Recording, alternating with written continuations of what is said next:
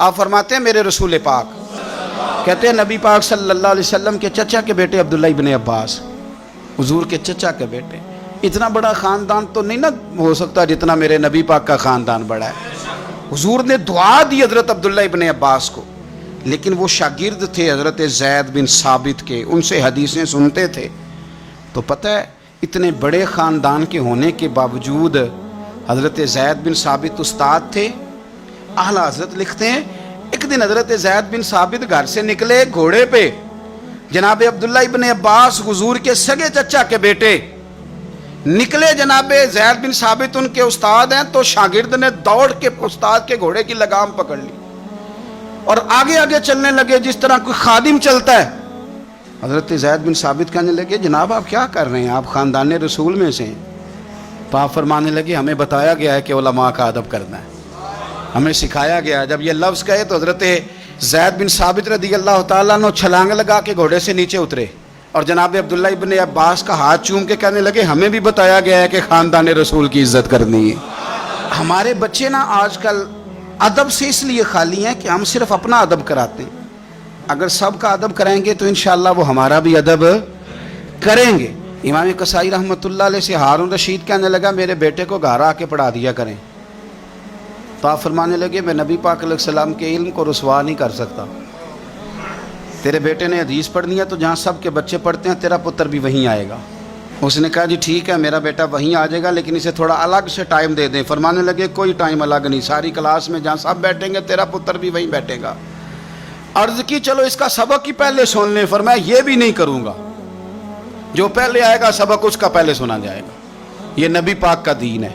اب ہارون رشید کیا کہتا ہے، بادشاہ ہے، کہتا ہے حضور میں بھی بڑا ذرا آپ کو آزما ہی رہا تھا کہ میں اپنے بچے کو کہیں کچے استاد کے پاس تو نہیں داخل کرانے لگا، انشاءاللہ یہ آئے گا اور خدمت کرے گا آپ کی، آئے گا۔ ہارون رشید گزر رہا تھا اور امام قصائی رحمۃ اللہ علیہ نا وضو کر رہے تھے۔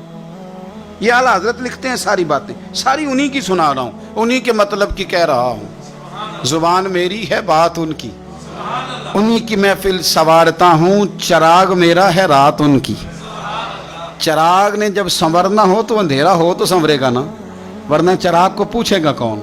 تو انہی کی محفل سنوارتا ہوں، چراغ میرا ہے پر رات، یعنی میرے چراغ کو چمکنے کا ماحول انہوں نے ہی عطا کیا۔ امام قصائی رحمۃ اللہ تعالیٰ علیہ وضو کر رہے تھے، ہارون رشید گزر رہا ہے، ہارون رشید کا بیٹا شہزادہ، سلطنت کا شہزادہ، استاد جی پیر دھو رہے تھے تو وہ لوٹے کے ساتھ پانی ڈال رہا تھا۔ ہارون رشید نے دیکھا تو غصے کے ساتھ گھوڑے سے اترا۔ لوگ کہتے ہیں ہم یہ سمجھے کہ اب ہارون رشید نا امام قصائی پہ غصہ کرے گا کہ شہزادے سے وضو کروا رہے ہیں۔ کسی نے امام قصائی کے کان میں کہا کہ ہارون رشید آ رہا ہے، فرمانے لگے آ رہا ہے تو آنے دو، میں کیا کروں، آ رہا ہے تو آنے دو، مجھے کوئی پرواہ نہیں ہے اس کی۔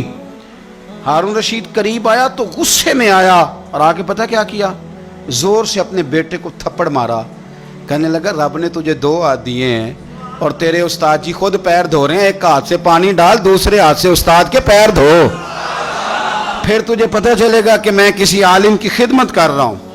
ہاں تمنا درد دل کی ہو تو کر خدمت فقیروں کی، نہیں ملتا یہ گوہر بادشاہوں کے خزینوں میں، تو یہ کیا کر رہا۔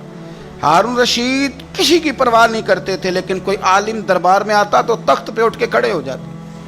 وزیر بھی بڑے ہوتے ہیں نا مشورے دینے والے۔